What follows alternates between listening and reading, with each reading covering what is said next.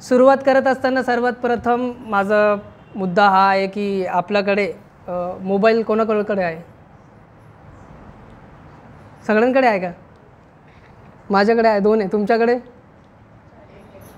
आहे तर हा म्हणा, नाही असेल तर नाही सांगा. मोबाईल आहे का? मोबाईल आहे? तुमच्याकडे नाही आहे ना? बायबल कोणाकडे? 1 2 3. बायबल कोणाकडे? आजच्या काळात बायबल आपण आहे तिघांकडे एक.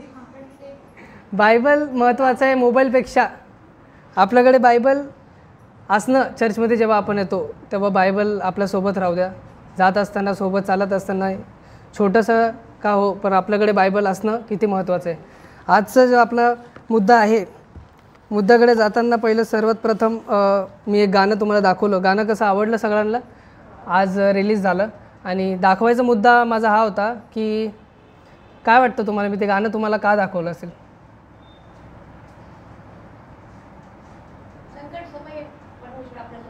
आपल्यासोबत असतो. अजून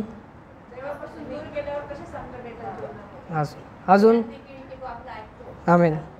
पर गाण्याचं सारांश असा होता की गाणं मला तुम्हाला दाखवायचं होतं कारण की तुम्ही माझ्या चॅनलला सबस्क्राईब करा. सबस्क्राईब कोणी करत नाही. आमच्याकडे सबस्क्रिप्शन लोक भरपूर सबस्क्राईब करतात. चर्चमध्ये मी दाखवतो नेहमी गाणं, पण आपले चर्चचे लोकांनी सबस्क्राईब करायला पाहिजे, सपोर्ट करायला पाहिजे. पण मुद्दा तो पण आहे, मुद्दा हा पण आहे की माझा जो सर्मन आहे तो रिलेटेड आहे त्या स्टोरीवरती. त्या स्टोरीमधून तुम्हाला काय कळलं? जे आम्ही त्याच्यामध्ये थोडीशी एक छोटीशी स्टोरी दाखवली, त्या स्टोरीमधून तुम्हाला काय समजलं, काय कळलं? कोणी?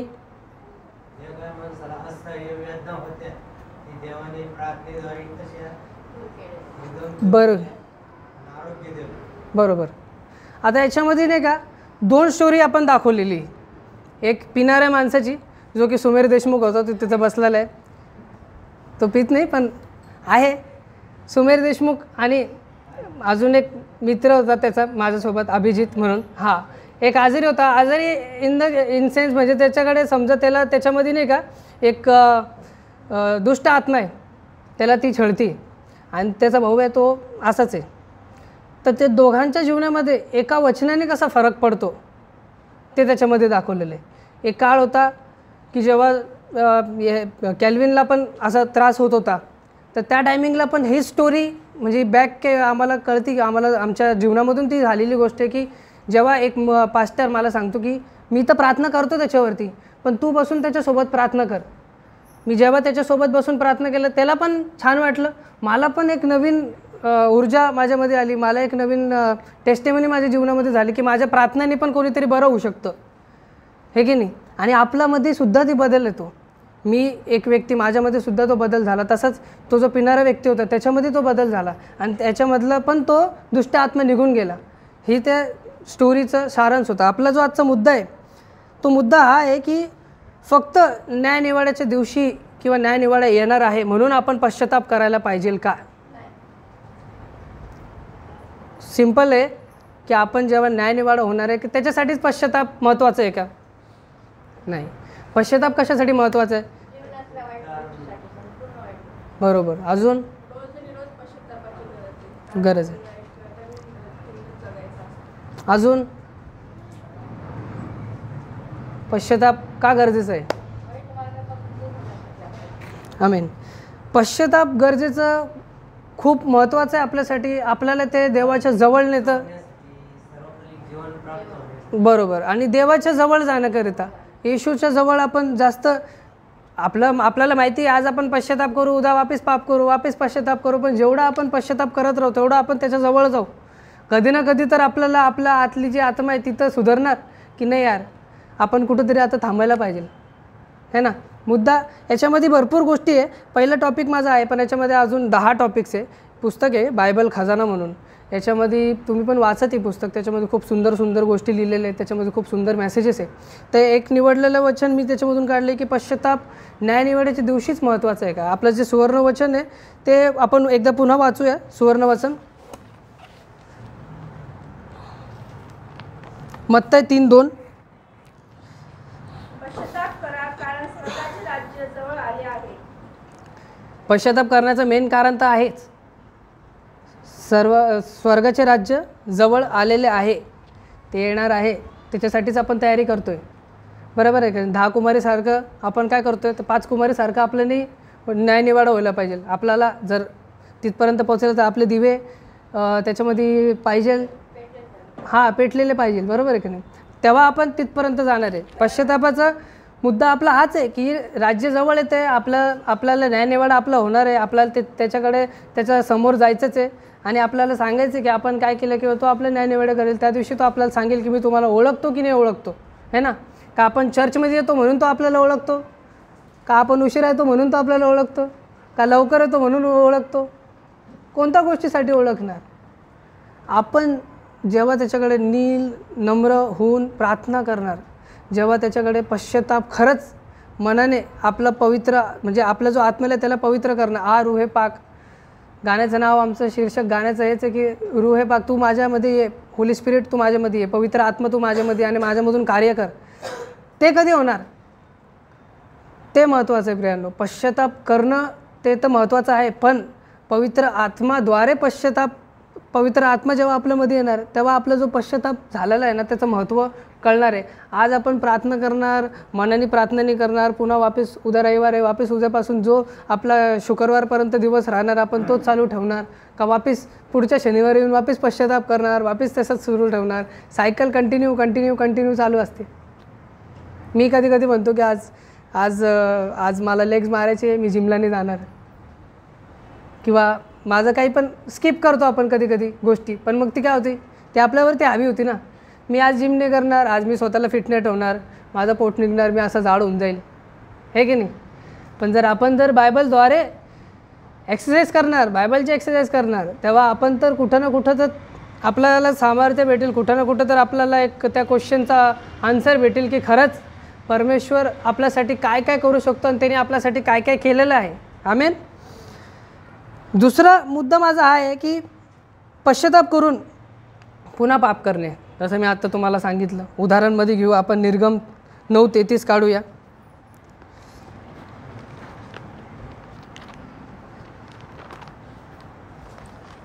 निर्गम 9:33 फारो राजाची त्याच्यामध्ये एक घटना सांगितलेली. निर्गम 9:33. मोशे फारोजवळ निघून नगराबाहेर गेला आणि परमेश्वराकडे त्याने आपले हात पसरले. तेव्हा मेघगर्जना व गारा बंद झाल्या व पृथ्वीवर पर्जन्यवृष्टी होण्याची थांबली. 34. पर्जन्यवृष्टी, गारा व मेघगर्जना ही बंद झाली असे पाहून फारोने व त्याच्या सेवकांनी आपले मन कठीण करून पुन्हा पाप केले. बस मुद्दा 34व्या वचनावरती आधारित आहे की फारोनी पुन्हा पाप केले. परमेश्वरांनी मोशेनी जेव्हा त्याला सगळं गोष्टीतून बाहेर काढलं, जेव्हा सगळं गोष्टी त्याच्या जीवनामध्ये झाला, तो पहिला ठीक झाला की ठीक आहे आता मी देव करेल. त्याच्यानंतर जेव्हा ते सगळं तो वापस गेला तेव्हा ते सगळं गोष्टी वापस निघाल्या. त्याच्यानंतर त्यांनी काय केलं? पुन्हा पाप चालू केले. याचा सारांश काढण्यामध्ये अर्थ नाही आहे, याला समजून घेण्यात अर्थ आहे की त्यांनी पुन्हा पाप केले. आपण पुन्हा चर्चमध्ये येतो, पुन्हा पाप करतो, पुन्हा पश्चाताप करतो, त्याचा अर्थ नाही. पापातून आपल्याला बाहेर निघण्यासाठी तो महत्त्वाचा अर्थ आहे. आपण बायबल तर वाचणारच आहे, आपण त्या बायबलमध्ये गुंतणारच आहे. मी पण त्या गोष्टीतून जातो आहे, तुम्ही पण त्या गोष्टीतून जातो. आता मला कमीत कमी मला असं वाटतं मागच्या वर्षी मी सर्मन दिला असेल कदाचित, आणि ह्या वर्षी तर माझं काही आपलं मेसेज किंवा काही माझं झालंच नाही. का? माझ्यामध्ये पण ती गोष्ट आहे. मला का त्या गोष्टीतून मी निघतो आहे? मला माहिती की देवाने मला या गोष्टीसाठी निवडलेले, पण मी मागं चाललो. पण मी निर्णय घेतला की नाही, ह्या वेळेस तर मला बोलायचं आहे, कारण की जर मी बोलणार तेव्हाच मी सुधारणार, तेव्हाच मी त्या गोष्टीतून मी माझं ते जेव्हा मी पश्चाताप करतो, पुन्हा पाप करतो, पुन्हा पश्चाताप करतो, त्या गोष्टीतून बाहेर निघणार. आणि खरंच हे वचन मला देवाने काढून दिलं की पश्चाताप करणं किती महत्त्वाचं आहे आणि पश्चाताप कसं करायला पाहिजे ते आपण जाणून घेऊया. तिथं फारो राजाला बघा, फारो राजाने पाप केलं, त्याला क्षमा भेटली, पुन्हा वापस त्यांनी पाप केलं. ते किती चुकीचं आहे, ती गोष्ट किती चुकीची. जेव्हा आपल्याला जर परमेश्वर आपल्या क्षमा करतो पापाची, तर आपण त्याच्यातून बाहेरच निघायला पाहिजे, पुन्हा पाप नाही करायला पाहिजे, है ना. पुढचं जर वचन आपण बघितलं पुढचं जर तीन मुद्दे, सगळ्यात मोठे मुद्दे मी मांडलेले आहे याच्यामध्ये. 3 मुद्द्यांवरती आपण चर्चा करूया. की सगळ्यात महत्त्वाचं काय आहे की पश्चाताप करण्यासाठी 3 गोष्टी सगळ्यात महत्त्वाच्या आहे पश्चाताप करण्यासाठी. परमेश्वराचं भय, परमेश्वराचं प्रेम आणि परमेश्वराचं वचन. हे 3 गोष्टी सगळ्यात महत्त्वाचे आहे. याच्यामध्ये आपण चर्चा करूया. आणि हे वचनं खरंच तुम्ही लिहून ठेवा. तुम्हाला ते गोष्टी कामं येणार आहे. तुमच्या जीवनामध्ये ते गोष्टी खूप कामं येणार आहे. तुम्ही जेव्हा तुम्हाला असं वाटतं की आता मी बायबल घेऊन वाचते, तुम्ही ह्याच्यातले 2 वचनं वाचा, 1 वचन वाचा. खरंच तुम्हाला सामर्थ्य भेटेल. खरंच तुम्ही त्या पापातून बाहेर निघणार आहे. परमेश्वराचं भय ह्या गोष्टीपासून आपण सुरुवात करूया. पहिला जो मुद्दा आहे माझा, उत्पत्ती 39 9 वचन आपण काढूया.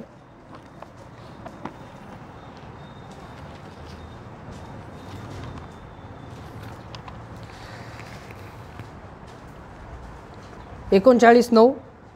या घरात माझ्यापेक्षा ते मोठे नाहीत आणि तुम्ही त्यांची पत्नी केवळ म्हणून तुमच्या खेरीस त्यांनी माझ्यापासून काही दूर ठेवलेले नाही. असे असता एवढी वाईट गोष्ट करून मी देवाच्या विरुद्ध पाप कसे करू? आता इथं एक पापाचा उदाहरण दिलेलं आहे, जो की सगळ्यात वाईट पाप म्हटला जातो. लस्ट, वेविचार. इथं वेविचार झाला, पण त्या बाईच्याकडे त्या बाईने ते वेविचार केला. आणि तिथं तो काय म्हणतो की ह्या घरात माझ्यापेक्षा ते मोठ्या नाहीत आणि तुम्ही त्याची पत्नी केवळ म्हणून तुमच्या खेरीज त्यांनी माझ्यापासून काही दूर ठेवले नाही. असे असता एवढी मोठी वाईट गोष्ट करून मी देवाच्या विरुद्ध पाप कसे करू? इथं तो खंबीर होता की नाही, मला ते पाप नाही करायचं. तसं खंबीरपणे आपण वेविचार सोडतो का? किंवा आपण त्या गोष्टीतून बाहेर जातो का? आपण विचार पण किती चुकीचं आहे. आणि बायबलमध्ये सगळं ओपन सांगितलेलं आहे, सगळ्या गोष्टी ओपन आहे. त्या गोष्टीत लाज आपण ठेवायला नाही पाहिजे, कारण की जर बायबलच आपल्याशी लाजत नाही तर मग आपण त्या गोष्टीशी काय लाजायला पाहिजे? दुसऱ्याच्या पत्नीसोबत आपण झोपणार का? प्रश्न हा आहे. इथं पाप किती मोठं पाप होता, त्याच्यातून तो काय म्हणतो की नाही, मी त्या पापामध्ये नाही जाणार. इथं त्याच्याकडे भय होता, परमेश्वराचं भय. परमेश्वराचं भय असणं म्हणजे तो परमेश्वराची घाबरतो हे नाही, परमेश्वराची तो रिस्पेक्ट करतो, आदर करतो की त्यांनी आपल्यासाठी खरंच काय केलेलं आहे. तर मी त्या गोष्टीचं जे सगळ्यात मोठं सगळ्यात घाण जे पाप आहे ते मी करणार आहे का? इथं आपल्याला एक एक्झाम्पल नाही करतं. जेव्हा आपले वडील किंवा आपली आई जेव्हा आपल्याला जर सांगते की बाबा तू हे करू नको, आपण नाही करत. का नाही करत? कारण की आपण त्यांची रिस्पेक्ट करतो. हे नाही की नाही बाबा माझा बाप मला मारणार आहे. आपण रिस्पेक्ट करतो की नाही, त्यांनी मला सांगितलेलं आहे ना तर मी नाही करणार. एक काइंड ऑफ रिस्पेक्ट असतं भय धरणं म्हणजे. तर भय आपलं धरणं किती महत्त्वाचं आहे. पुढचं वचन जर आपण बघितलं तर आहे नेहमिया 5:15.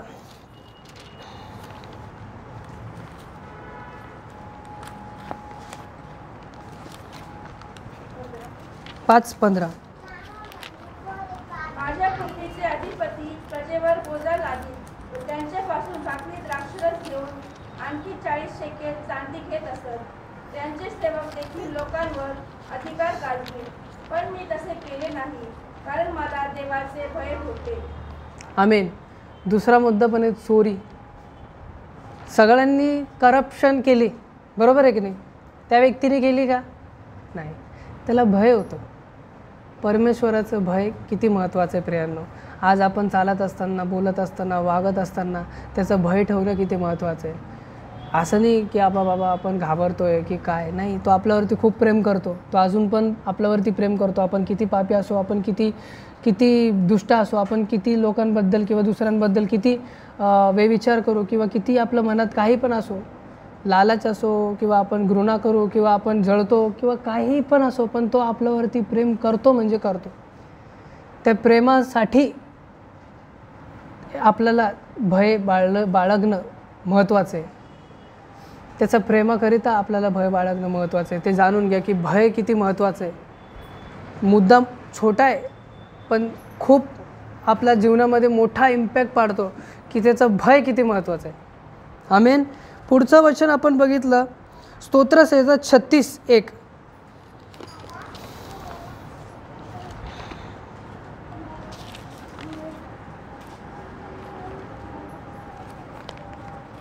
दुर्जनाच्या मनातून अधर्माचा ध्वनी निघत असतो, त्याच्या दृष्टीपुढे देवाचे भय नाही. स्तोत्रसंहिता 36:1 काय सांगतं? दुर्जनाच्या मनातून अधर्माचा ध्वनी निघत असतो, त्याच्या दृष्टीपुढे देवाचे भय नाही. दुर्जन, आपणच त्याचे दुर्जन बनलेले प्रियांनो परमेश्वराचे. हे वचन आपल्यासाठीच आहे. आपणच त्याचे दुर्जन आहे. आपणच त्याच्या विरुद्ध गोष्टी करतो आणि मग त्याच्याकडे येऊन पश्चाताप करतो. त्याच्या विरुद्ध गोष्टी करणंच म्हणजे आपण दुर्जन झालो. आणि त्यालाच आपल्याला बहिणी महत्त्वाचा मुद्दा काय आहे, इथं कोणी तिसऱ्या व्यक्तीला नाही सांगतो. वचन आपल्यालाच हे करतं आहे की आपणच त्याचं समजून घेत नाही, आपल्यालाच त्याचं भय नाही आहे. तर कसं आपण त्याच्या न्यायनिवाड्यासाठी किंवा त्याच्या स्वर्गाच्या राज्यासाठी पुढं चाललो, किंवा आपल्याला माहितीच होणार आणि मलाच घेऊन जाणार आहे. ठामपणे आपल्याला तो निर्णय बनायला पाहिजे ना की नाही, हा मलाच घेऊन जाणार आहे आणि 101% मला इथून तो घेऊन जाणार आहे.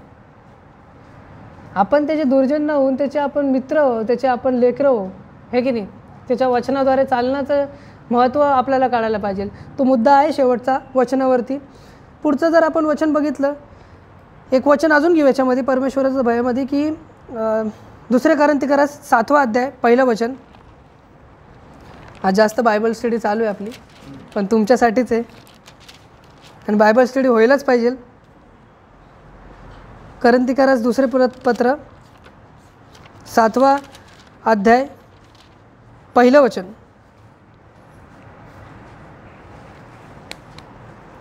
मी वाचतो.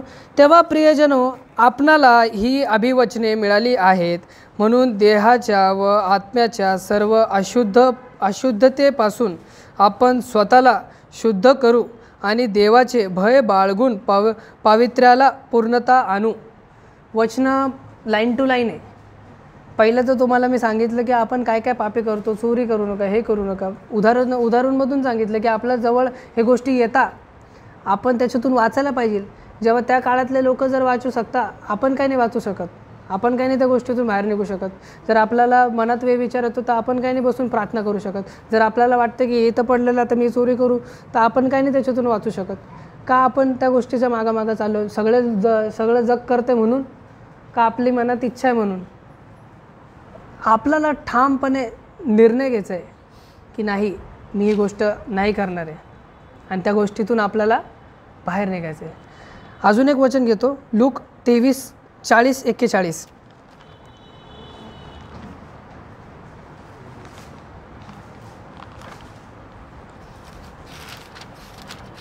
परंतु दुसऱ्याने त्याचा निषेध करून म्हटले, तुलाही तीच शिक्षा झाली असता, तू देवाला सुद्धा भीत नाहीस काय? आपली शिक्षा तर यथान्याय आहे, कारण आपण आपल्या कृत्यांचे योग्य फळ भोगीत आहोत. परंतु ह्याने काही अयोग्य केले नाही. मग तो म्हणाला, अहो येशू, आपण आपल्या राजठिकाणी याल तेव्हा माझी आठवण करा. आमेन. 3 क्रूस होते तिथं. 3 क्रूसावरती परमेश्वर येशू होता, 2 पापी लोक होते. त्याच्यामधली स्टोरी आपल्याला माहिती की तो तिच्या शेवटच्या क्षणी पण त्यांनी जगभराचे पाप केले. शेवटी त्याने क्षमा मागितली की मला क्षमा कर, आणि परमेश्वर येशू आपला त्याला काय करतो? क्षमा करतो. आमेन. किती पॉवरफुल गोष्ट आहे की आपण जेव्हा शेवटच्या काळीसुद्धा किंवा शेवटच्या क्षणीसुद्धा, आपल्या जीवनाच्या शेवटच्या क्षणीसुद्धा जर त्याच्याकडे आपली क्षमा मागू तर तो आपल्याला क्षमा करणार आहे. प्रियांनो, पश्चाताप करणे खूप महत्त्वाचं आहे. आज नाही, उद्या नाही, परवा नाही, एक दिवस असा येईल की तुमच्याकडून खरंच मनातून पश्चाताप होणार. आमेन.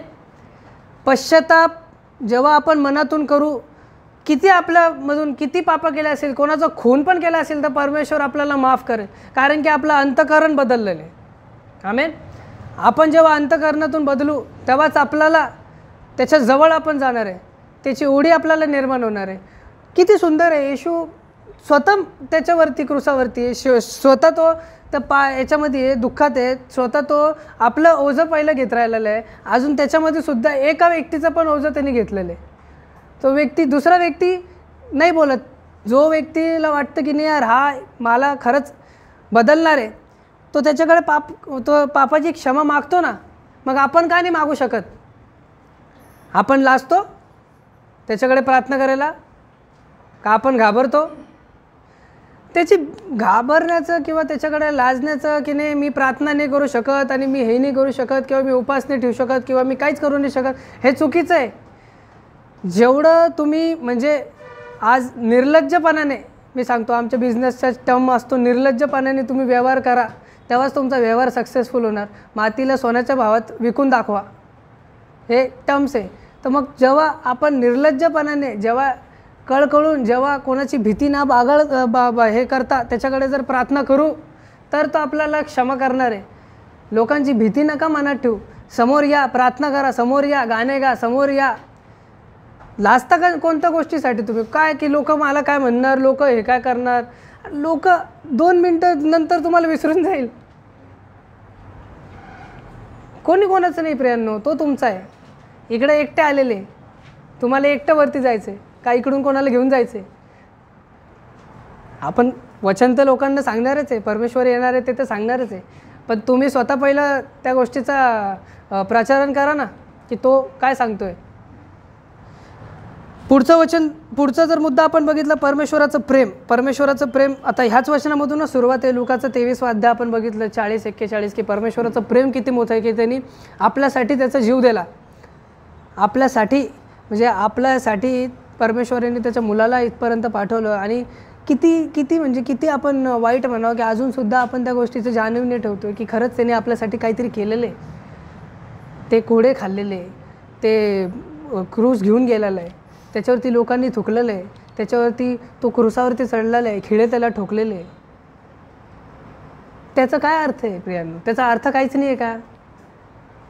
ते जीवनामध्ये आपल्याला काही अर्थ भेटत नाही का त्याचा? मी म्हणून पहिला प्रश्न माझा पहिला हाच होता की आपल्याकडे आज मोबाईल आहे पण बायबल नाही आहे. आज आपल्याकडे वचनं पडलेले पण ते वाचलेले नाही, कबड उघडून कधी बघितलेलं नाही की आज बायबलमध्ये काय लिहिलेलं आहे. किंवा तुमच्याकडे नवीन काय पुस्तकं असेल ते पुस्तकं वाचून बघितले नाही की यार या पुस्तकामध्ये काय लिहिलेलं आहे का? प्रार्थना करा ना प्रियांनो, ते जाणून घ्या ना. वाटलंच तर बसा, ते वचन प्रगटीकरण वाचा, मत्ते वाचा, लूक वाचा, येशूबद्दल शिका की येशूने खरंच आपल्यासाठी काय केलेलं आहे, किती मोठं त्यांनी बलिदान केलेलं आहे आणि आपण त्याच्या बलिदानसाठी काय करतो? काहीच नाही. स्वतंत्र आला, इंडिपेंडन्स डे भेटलं तर आपण कसं सेलिब्रेट करतो? स्वतंत्र आपल्याला ह्या लोकांनी स्वतंत्र दिलेलं आहे. पण येशू जेव्हा आला होता त्यांनी आपल्याला स्वतंत्र किती जुनं काळी दिलेलं आहे, त्याची जाणीव आहे का आपल्याला? नाही आहे प्रियांनो. त्याची जाणीव घ्या की त्यांनी खरंच त्याचं प्रेम किती मोठं आहे की त्यांनी ह्या जगात येऊन त्यांनी काय केलं आपल्यासाठी. परमेश्वराचं प्रेम ह्या मुद्द्याकडे जाऊया. दुसरे कोरिन्थियस पत्र याचा 5वां अध्याय 14 आणि 15 वचन. थोडं लवकर रॅपअप करू आपण. 5वां अध्याय 14 वचन आणि 15 वचन घेऊया.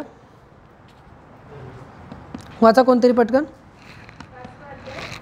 14 वचन 15 वचन. 14 आणि 15. कारण ख्रिस्ताची प्रीती आम्हाला आवडून जाते. आम्ही असे समजतो की एक सर्वांसाठी मेला तर सर्व मेले, आणि तो सर्वांसाठी ह्याकरता मेला की जे जगतात त्यांनी पुढे स्वतःकरता नव्हे तर त्याच्यासाठी जो मेला व पुन्हा उठला त्याच्याकरता जगावे. आमेन. वचन काय सांगतं? किती म्हणजे एक माणसाला आपलं एक इमोशनली म्हणजे नाही का आपण किती त्या गोष्टीला कनेक्ट होऊ शकतो प्रियांनो, जर आपण ते वचन वाचलं ना आपल्या डोळ्यात पाणी की आणि तो सर्वांसाठी ह्याकरिता मेला की जे जगतात त्यांनी पुढे स्वतःकरिता नव्हे तर त्यांच्यासाठी जो मेला व पुन्हा उठला त्याच्याकरिता जगावे. तो मेल्यानंतर सुद्धा आपण कोणासाठी जगतो? स्वतःसाठी जगणं महत्त्वाचं आहे का प्रियांनो? त्याच्यासाठी कधी जगणार आहे? आज माझ्याकडे सुद्धा वेळ नाही आहे बिझनेसमधून ह्या गोष्टीतून त्या गोष्टीतून, पण जेव्हा परमेश्वराचं काम येतं किंवा जेव्हा परमेश्वराचं वचन येतं तेव्हा मी पुढे असतो. आणि आमचं यूट्यूब चॅनलचं पण माध्यम किंवा आमचं यूट्यूब चॅनलवरती पण आमचं तेच आहे की हे जे वचन आहे, हे जे गाणे आहे ते लोकांपर्यंत पोचायला पाहिजे आणि लोकांच्या जीवनामध्ये खरंच बदल व्हायला पाहिजे. आम्ही टेस्टिमोनियल्स खूप बघितले. जेव्हा आमचं तू बाप मी लेकरू गाणं रिलीज झालं ना तेव्हा 40 वर्षापूर्वीचं गाणं ते, पण जेव्हा आम्ही ते काढलं, आम्ही प्रार्थना करून ते गाणं काढलं आणि ते गाणं काढल्यानंतर आमच्या जीवनामध्ये बदल झाली. लोकांचे टेस्टिमोनियल्सचे कमेंट्स आहे त्याच्यामध्ये की आम्ही डिप्रेशनमध्ये होतो, आम्ही त्या गोष्टीतून बाहेर निघालो. आम्ही याच्यामध्ये होतो, आम्ही त्या गोष्टीतून बाहेर निघालो आणि खरंच ते परमेश्वराकडे जायला लागले. आपलं डेडिकेशन आपलं तर आहेच, या जगामध्ये आपल्याला खायला पाहिजेलच आहे, तर आपल्याला कमवा तर लागणारच आहे. पण परमेश्वराकडे आपलं ध्येय किती, आपल्या परमेश्वराकडे डेडिकेशन किती मोठं आहे ते महत्त्वाचं आहे. त्याचं प्रेम जाणून घेतल्यानंतरच आपल्याला ते कळणार आहे की आपण त्याच्या मागं किती चालायला पाहिजे. आमेन. परमेश्वराचं पुढचं अजून पुढचं वचन आहे 20 आणि 21, त्याच 5व्या अध्यायामध्येच. म्हणून देव आम्हाकडून विनवणी असल्यासारखे आम्ही त्याच्या ख्रिस्ताच्या वतीने वकिली करतो. देवाबरोबर समेट केले असता तुम्ही व्हा अशी आम्ही ख्रिस्ताच्या वतीने विनंती करतो. ज्याला पाप ठाऊक नव्हते त्याला त्याने तुमच्या आमच्याकरता पाप असे केले, यासाठी की आपण त्याच्या ठायी देवाचे नीतिमत्व असे व्हावे. परमेश्वराकडे जाताना येशू ख्रिस्त मध्यस्थी आहे. परमेश्वराकडे जेव्हा आपण जातो, परमेश्वराकडे जेव्हा आपण भेटणार आहे, तेव्हा येशू ख्रिस्त मध्यस्थी आहे. तो पहिलं त्याला आपल्याला त्याच्या वचनाद्वारे त्याच्याकडे आपल्याला लक्ष केंद्रित करावं लागेल. त्याच्यानंतरच तो आपल्याला परमेश्वराकडे आणि त्या स्वर्गामध्ये नेणार आहे. वचन काय सांगतं की आपण म्हणून देव आम्हाकडून विनंती असल्यासारखे आम्ही ख्रिस्ताच्या वतीने वकिली करीतो. देवाबरोबर समेट केलेले असे तुम्ही व्हा अशी आम्ही ख्रिस्ताच्या वतीने विनंती करीतो. ज्याला पाप ठाऊक नव्हते त्याला त्याने तुमच्या आमच्याकरिता पाप असे केले, ह्यासाठी की आपण त्याच्या ठायी देवाचे नीतिमत्व असे व्हावे. आपण हे गोष्टी परमेश्वराचे वचनं परमेश्वराने काय केले हे लोकांपर्यंत न्यायला पाहिजे, लोकांपर्यंत पोचवलं पाहिजे की खरंच परमेश्वराने आपल्यासाठी काय केलेले, येशूने आपल्यासाठी काय केलेले, त्यांनी क्रूसावरती जे आपल्यासाठी प्राण दिलं ते किती महत्त्वाचं होतं, त्याचं जे रक्त होतं ते किती महत्त्वाचं होतं.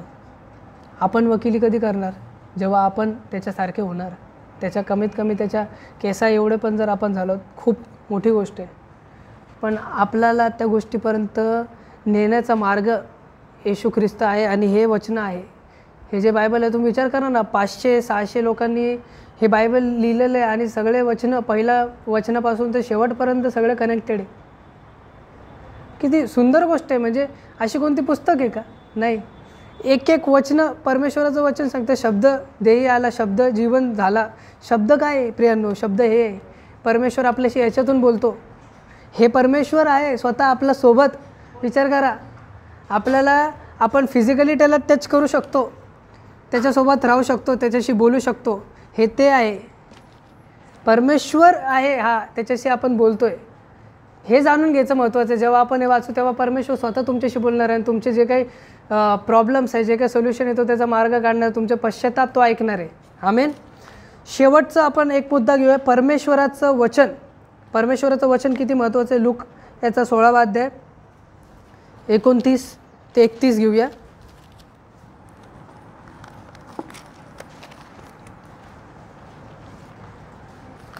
लूक 16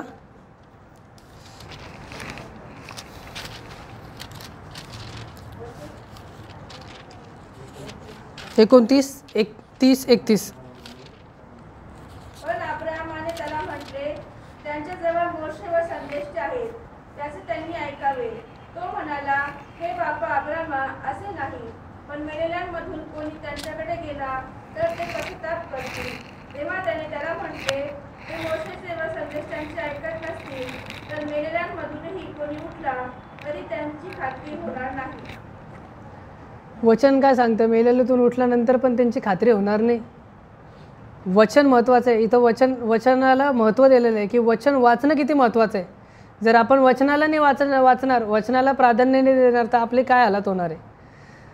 आपलं 3 स्टेप तर आहे, परमेश्वराचं भय धरणं, परमेश्वराचं प्रेम. पण हे कधी कळणार? आपण कधी कळणार आहे आपल्याला? जेव्हा आपण त्याचं वचन वाचणार आहे. वचनाद्वारेच त्याचं भय आपल्याला कळणार आहे, वचनाद्वारेच त्याचं प्रेम आपल्याला कळणार आहे. आमेन. स्तोत्रसंहिता 19, 7 आणि 11. शेवटचं वचन घेऊया. स्तोत्रसंहिता 19, 7 घेऊया आणि मग त्याच्यानंतर 11 वाचूया.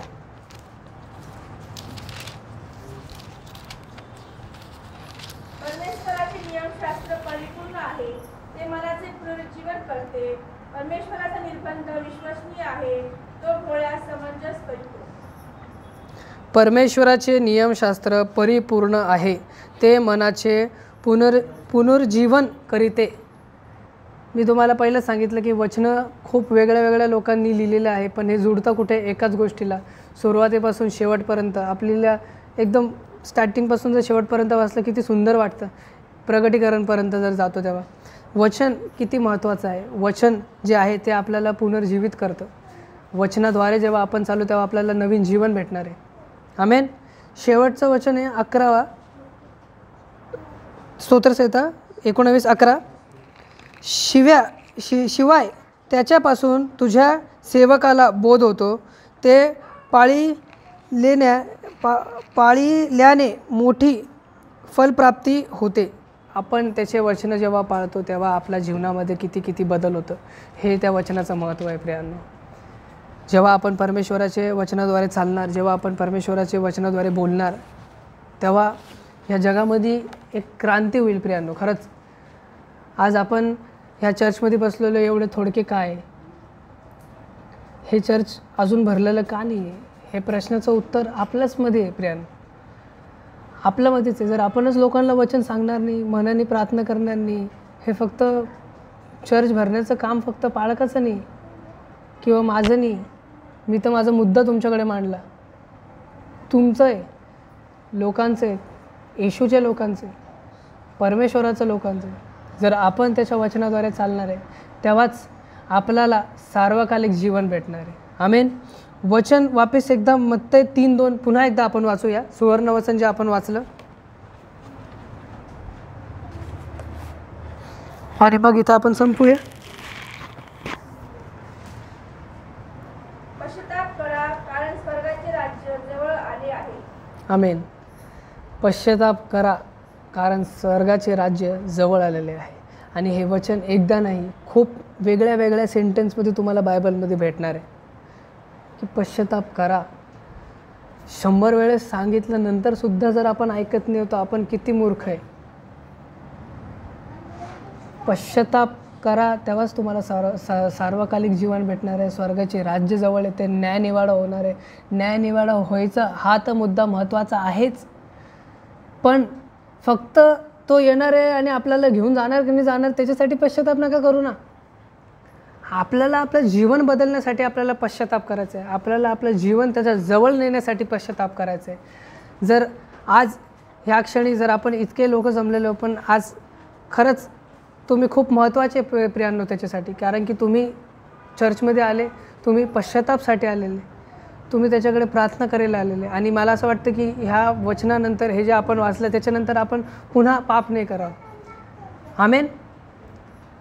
आपण आज कळकळीने परमेश्वराकडे प्रार्थना करूया की पश्चाताप आम्हाला आज आमची पापांची क्षमा कर. आम्ही किती जर मोठे पाप केले असेल, किती जर कोणत्या पण गोष्टीतून जात असेल, पण आम्हाला तुझी जी रूह पाक आहे, तुझा होली स्पिरिट आहे, तो आमच्यामध्ये दे.